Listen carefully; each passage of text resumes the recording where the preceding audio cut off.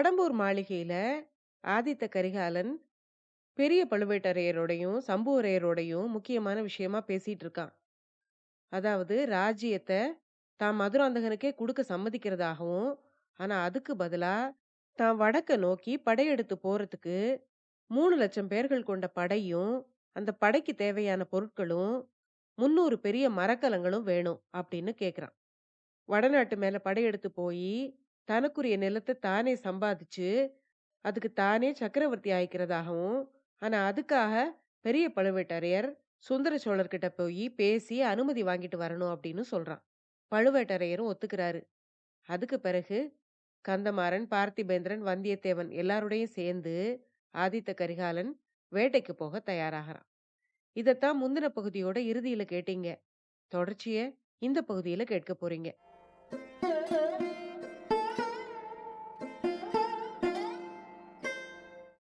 அனைவருக்கும் வணக்கம். நீங்கள் கேட்டுக்கொண்டிருப்பது கதை ரேடியோ தமிழ்.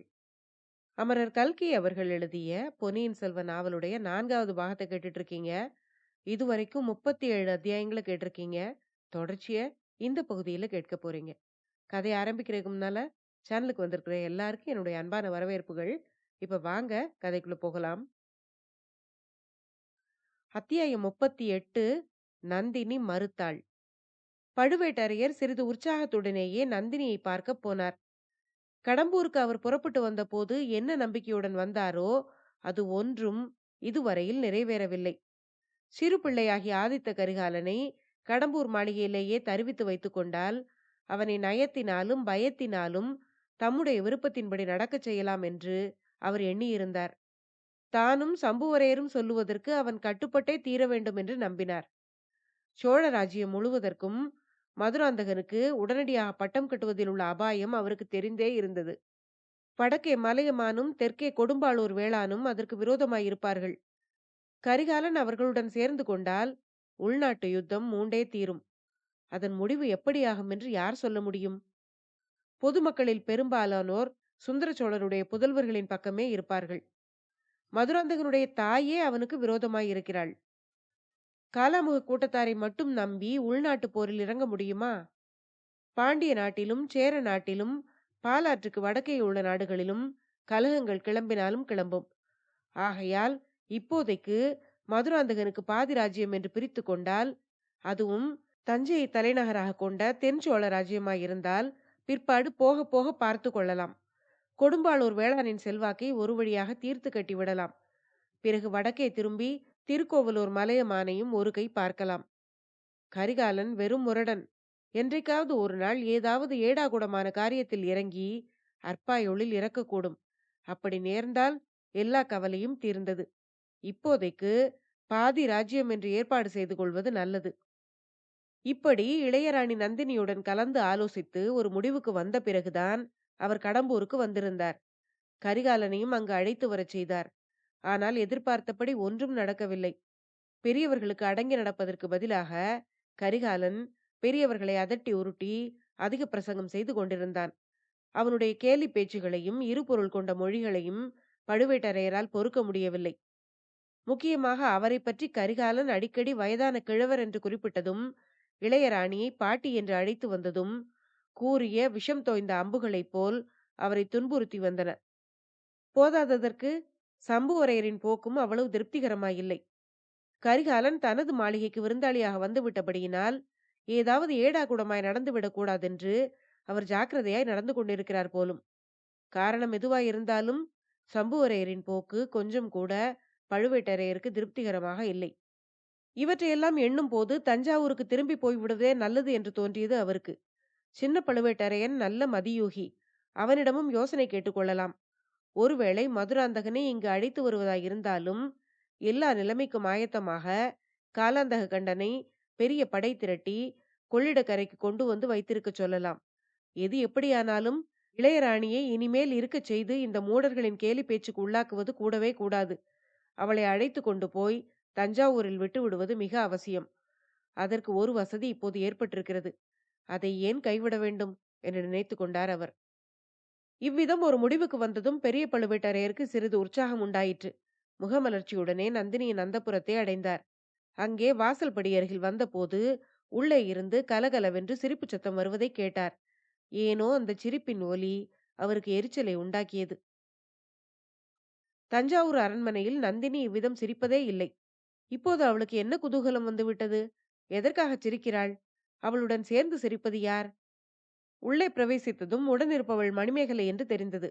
இதனால் அவர் மனம் சிறிது தெளிந்தது. அவரைக் கண்டதும் மணிமேகலை சிரிப்பை அடக்குவதற்காக 2 கைகளினாலும் வாயை பொத்திக் கொண்டாள். அப்படியும் அடக்க முடியாமல் போகவே சிரித்துக்கொண்டே அந்த அறையை விட்டு ஓடிப்போனாள். நந்தினியின் சிரிப்பு பழுவேட்டரையரை கண்டதுமே நின்றுவிட்டது. அவளுடைய முகமும் வழக்கமான கம்பீரத்தை அடைந்தது. ஐயா, வாருங்கள். யோசனை முடிவடைந்ததா என்று கேட்டாள் நந்தினி. நந்தினி, அந்த பெண் எதற்காக அப்படி சிரித்தாள்?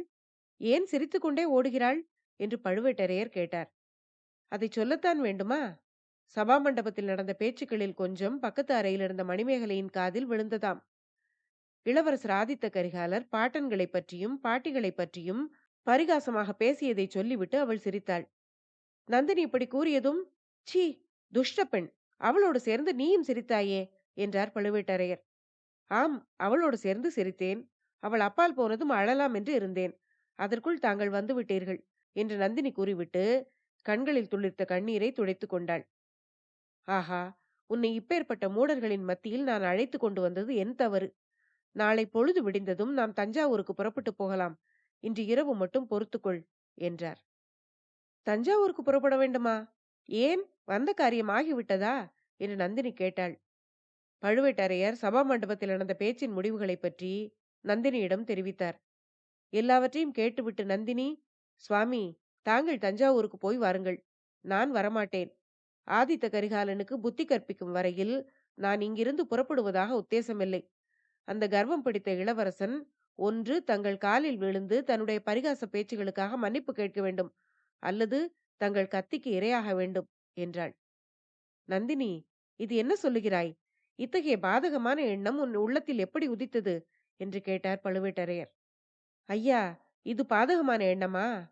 என்னை கைப்பிடித்து மணந்த கணவனை ஒருவன் நிந்தித்து பேசினால் அவனை பழிவாங்க வேண்டும் என்று நான் நினைப்பது பாதகமா என்று கேட்டாள் நந்தினி. நந்தினி, எங்கள் பழுவூர் குலம் சோழ குலத்தோடு 6 தலைமுறையாக நட்புரிமை கொண்டது. அதையெல்லாம் மறந்து அறியா சிறுவன் ஒருவன் ஏதோ உளறினான் என்பதற்காக நான் அந்த குலத்துக்கு விரோதமாக கத்தி எடுக்க முடியுமா? சுந்தர சோழரின் புதல்வனை, இன்று வரையில் பட்டத்து இளவரசனாய் இருப்பவனை நான் என் கையினால் கொல்லுவதா? இது என்ன பேச்சு என்று பழுவேட்டரையர் பதறினார். ஐயா, தாங்கள் சோழ குலத்தோடு 6 தலைமுறையாக நட்பு கொண்டவர்கள், உறவும் கொண்டவர்கள். ஆகையினால் தாங்கள் கத்தி எடுக்க தயங்குவது இயல்பு. ஆனால் எனக்கு அத்தகைய உறவு ஒன்றுமில்லை. சோழ குலத்துக்கு நான் எந்த விதத்திலும் கடமைப்பட்டவள் அல்ல. ஆதித்த கரிகாலன் தங்கள் அடிபணிந்து மன்னிப்பு கேட்டுக் கொள்ளாவிட்டால் என் கையில் கத்தி எடுத்து நானே அவனை கொன்று விடுகிறேன் என்றாள் நந்தினி. அப்போது அவளுடைய கண்கள் சிவந்து, புருவங்கள் நெறிந்து, முகத்தோற்றமே மாறிவிட்டது. அத்தியாயம் 39. விபத்து வருகிறது. நந்தினி கூறியதை கேட்டு பழுவேட்டரையர் சிரித்தார். நந்தினி பேசியதை கேட்டு பரிகாசமாக சிரிப்பதாக எண்ணிக்கொண்டு லேசாகத்தான் சிரித்தார். அந்த சிரிப்பின் ஒலியால் அந்த அறையும் அதிலிருந்த சகல பொருட்களும் நடுநடுங்கின. தன்னை அவமதித்தவர்களை நந்தினி தன் கையினாலேயே கத்தி எடுத்து கொன்று விடுவதாக கூறியதை கேட்டபோது அவருடைய உள்ளத்தில் ஒரு பெருமிதம் உண்டானது. அதே தோரணையில் அவள் மேலும் பேசி கேட்க வேண்டுமென்ற ஆசையும் அவருடைய மனதில் ஒரு பக்கம் பெருகியது. ஆனால் மற்றொரு பக்கத்தில் அவள் அம்மாதிரியெல்லாம் பேசுவதை தான் விரும்பவில்லை என்று காட்டிக்கொள்ளவும் ஆசைப்பட்டார். ஐயா, ஏன் சிரிக்கிறீர்கள்? என் வார்த்தையில் அவநம்பிக்கையினால் சிரிக்கிறீர்களா என்று கேட்டாள் நந்தினி. தேவி, மலரிதழைப் போல் மென்மையான உன் கையினால் கத்தியை எப்படி எடுப்பாய் என்று எண்ணி சிரித்தேன். மேலும் நான் ஒருவன் 2 நீண்ட கைகளை வைத்துக்கொண்டு உயிரோடு இருக்கும்போது நீ ஏன் கத்தி எடுக்க வேண்டும் என்றார் பழுவேட்டரையர். ஐயா, தங்கள் கரங்களின் பெருமையையும் வலிமையையும் நான் அறிவேன். ஆனாலும் அதையெல்லாம் இன்று நினைத்து பார்த்து பெருமைப்பட்டு கொண்டிருக்க முடியாது. நேற்று பிறந்த பிள்ளைகள் தங்களை கிழடு என்று சொல்லி ஏளனம் செய்யும் காலம் வந்துவிட்டது. தாங்களோ மந்திரத்தால் கட்டுண்டது போல சோழ குலத்தாரிடம் கொண்ட பக்திக்கு கட்டுப்பட்டு சும்மா இருக்க வேண்டியிருக்கிறது. என்னுடைய கற்பை காப்பதற்கும் என் கணவரின் மரியாதையை நிலைநிறுத்துவதற்கும் அவசியம் ஏற்படுமானால் என்னுடைய கைகளுக்கும் கத்தி எடுக்கும் வலிமை உண்டாகிவிடும் என்று கூறிவிட்டு மஞ்சத்துக்கு அடியில் இருந்த பெட்டியை வெளிப்புறமாக நகர்த்தினாள் நந்தினி. பெட்டியை திறந்து அதன் மேல்புறத்தில் கிடந்த ஆடைகளை அப்புறப்படுத்தினாள். அடியில் தகதகவென்று பிரகாசித்துக் கொண்டிருந்த நீண்ட வாளை ஒரு கையினால் அலட்சியமாக எடுத்து தலைக்கு மேலே தூக்கி பிடித்தார். பழுவேட்டரையர் அதை பார்த்த வண்ணமாக சிறிது நேரம் பிரமித்து போய் நின்றார். பிறகு, இந்த பெட்டிக்குள்ளே இந்த வாள் எத்தனை காலமாக இருக்கிறது? உன் ஆடை ஆபரணங்களை வைத்திருப்பதாகத்தானே நான் நினைத்துக் கொண்டிருந்தேன் என்றார். நந்தினி வாளை பெட்டியில் திரும்ப வைத்துவிட்டு, என் ஆடை ஆபரணங்களை இந்த பெட்டியில்தான் வைத்திருக்கிறேன். என் ஆபரணங்களுக்குள்ளே மிக முக்கியமான ஆபரணம் இந்த வாள். என் கற்பையும் என் கணவருடைய கௌரவத்தையும் பாதுகாப்பதற்குரியது என்றாள். ஆனால் நான் உயிரோடு இருக்கும் வரையில் நீ இதை உபயோகப்படுத்துவதற்கு அவசியம் ஒன்றும் ஏற்பட போவதில்லை என்றார் பழுவேட்டரையர். அதனாலேதான் இந்த வாளை நான் வெளியில் எடுப்பதில்லை. ஆனாலும் தங்களை பிரிந்திருக்கும் நேரங்களில் என்னை நான் பாதுகாத்துக் கொள்ள ஆயத்தமாய் இருக்க வேண்டுமல்லவா என்று கேட்டாள் நந்தினி. தேவி, அதற்கு அவசியம் என்ன? போனது போகட்டும். இனி நான் உன்னை பிரிந்திருக்கப் போவதே இல்லை என்றார் பழுவேட்டரையர். ஐயா, என்னுடைய விருப்பமும் அதுதான்.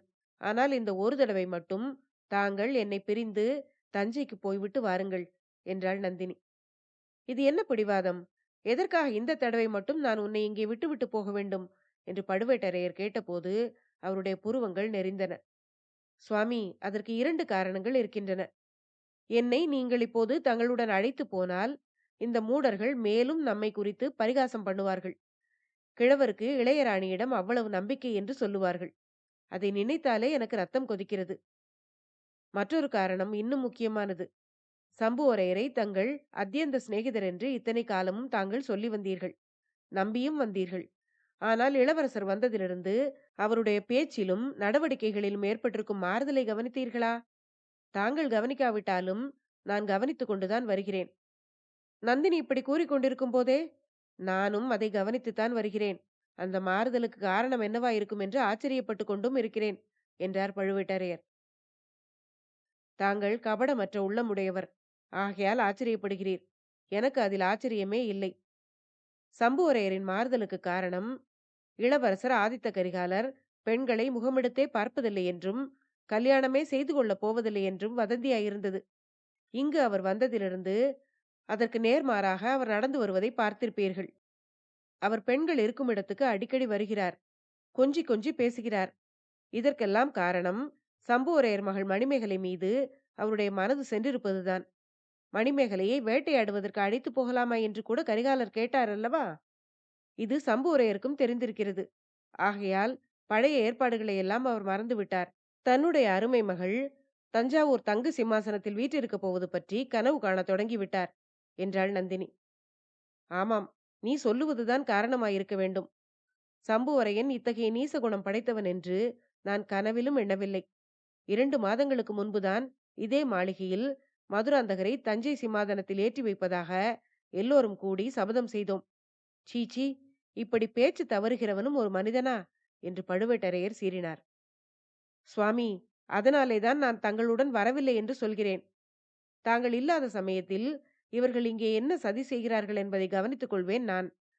ஏதேனும் இவர்கள் சூழ்ச்சி செய்தால் அது பலிக்காமல் செய்ய வழி தேடுவேன். நந்தினி இப்படி கூறிய போது, என்ன இருந்தாலும் இந்த மூர்க்கர்களுக்கும் நீசர்களுக்கும் நடுவில் உன்னை துணையின்றி விட்டுவிட்டு போவதில் எனக்கு சம்மதமே இல்லை என்றார் பழுவேட்டரையர். எனக்கு இங்கே துணை இல்லாமல் போகவில்லை. மணிமேகலை இருக்கிறாள். எனக்காக அந்த பெண் என்ன வேண்டுமானாலும் செய்வாள் என்று கூறினாள் நந்தினி. அது உண்மைதான். நானும் கவனித்தேன். உன்னுடைய மோகன சக்தி அவளை உன் அடிமையாக்கி இருக்கிறது. ஆனால் அது எவ்வளவு தூரம் நிலைத்திருக்கும்? ஆதித்த கரிகாலன் சிங்காதனத்தில் ஏறி அந்த பெண்ணை சக்கரவர்த்தினியாக்கிக் கொள்ளப் போவதாக ஆசை காட்டினால்? பழுவேட்டரையர் இப்படி கூறும்போதே, ஐயா, அந்த விஷயத்தில் தங்களுக்கு சிறிதும் சந்தேகம் வேண்டியதில்லை. மணிமேகலை என்னுடைய கருத்துக்கு மாறாக தேவலோகத்து இந்திராணி பதவியையும் ஏற்றுக்கொள்ள மாட்டாள்.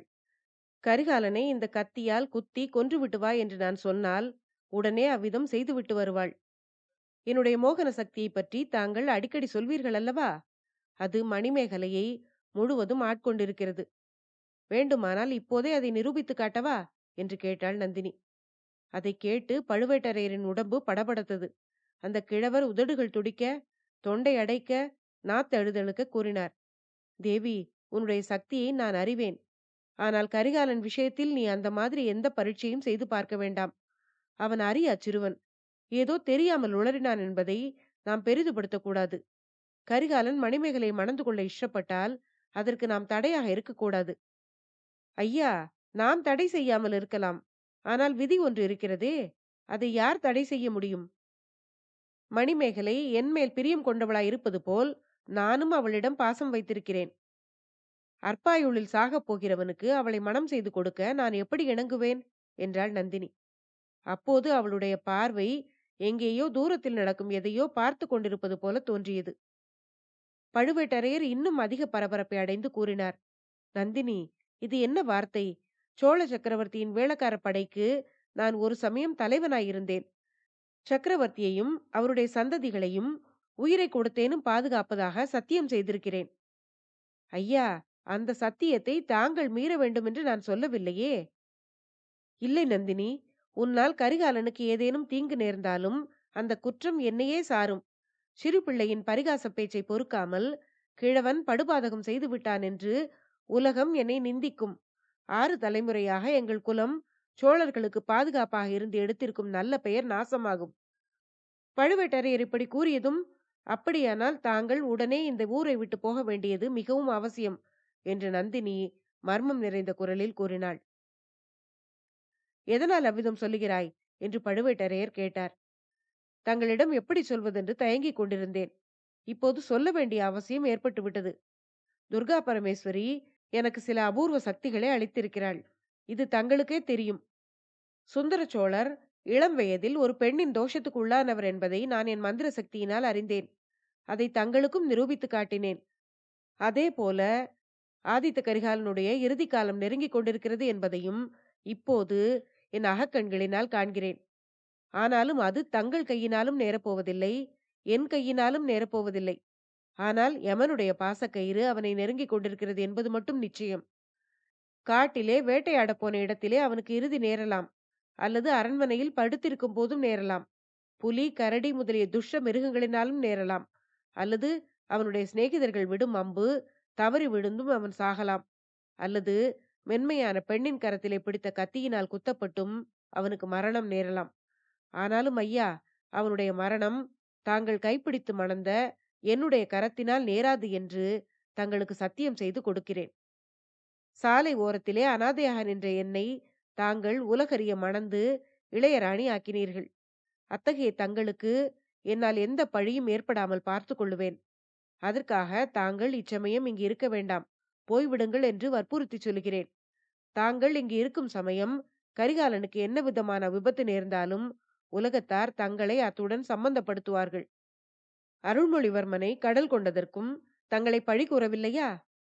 அந்த மாதிரியே இதற்கும் தங்கள் பேரில் குற்றம் சாட்டுவார்கள். தங்களால் விபத்து நேர்ந்ததென்று சொல்லாவிட்டாலும் தாங்கள் ஏன் அதனை தடுக்கவில்லை என்று கேட்பார்கள். ஆகையினால் தங்களுடைய வஜ்ராயுதம் போன்ற கரங்களாலும் கரிகாலனுக்கு வரப்போகும் விபத்தை தடுக்க முடியாது. ஆகையால் தாங்கள் உடனே போய்விட வேண்டும். என்னை தங்களுடன் அழைத்து கொண்டு போனால் அதை பற்றியும் வீண் சந்தேகம் ஏற்படும். முன்னதாக தெரிந்திருந்தபடியினால் என்னையும் அழைத்து கொண்டு போய்விட்டதாக சொல்லுவார்கள். ஆகையினால் தாங்கள் மட்டுமே போக வேண்டும். என்ன நேர்ந்தாலும் எப்படி நேர்ந்தாலும் அதனால் தங்களுக்கு அபகீர்த்தி எதுவும் ஏற்படாமல் நான் இங்கே இருந்து பார்த்து கொள்ளுவேன். ஐயா, என்னிடம் அவ்வளவு நம்பிக்கை தங்களுக்கு உண்டா என்று நந்தினி கேட்டுவிட்டு தன் கரிய பெரிய விழிகளால் பழுவேட்டரையரின் நெஞ்சை ஊடுருவி பார்ப்பவள் போல பார்த்தாள். பாவம், அந்த வீரக்கிழவர் நந்தினியின் சொல்லம்பினால் பெரிதும் கலங்கி போயிருந்தார். அவளுடைய கண் அம்புக்கு முன்னால் கதி கலங்கி பணிந்து விட்டார் அவர். அத்தியாயம் 39 முடிவடைந்தது. அடுத்த பகுதியில அடுத்து வரும் அத்தியாயங்களை கேட்கலாம். நன்றி.